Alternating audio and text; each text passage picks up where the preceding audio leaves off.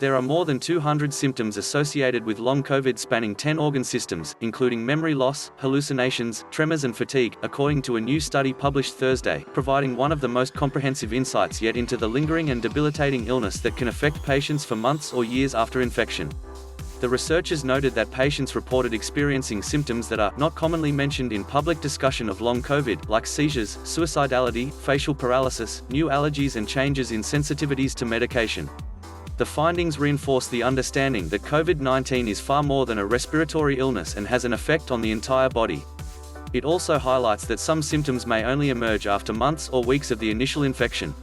Severity of the initial infection does not appear to be strongly linked to the chances of getting long COVID, making children and young people, along with the unvaccinated, especially vulnerable.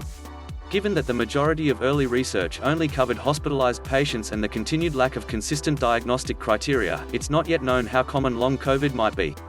Studies suggest around 10% to 30% of COVID-19 patients may go on to become these long haulers, though this figure is likely to change as more research is conducted.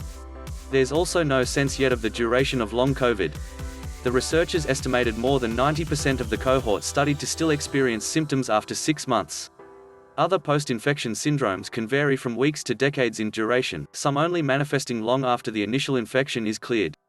Dr. David Strain, a senior clinical lecturer at the University of Exeter, told Forbes the nearest illness to long COVID is probably chronic fatigue syndrome, also known as ME, which can last decades, 33.9 million. That's how many people in the US have had COVID-19, according to data from Johns Hopkins University. Using a conservative estimate of 10% for how many people go on to develop long COVID and subtracting how many have died from COVID-19, that's 3.3 million Americans who could be living with persistent, debilitating symptoms. Akrami says the prevalence and often hidden nature of long COVID justify a national network of dedicated clinics to identify and treat patients suffering from the condition.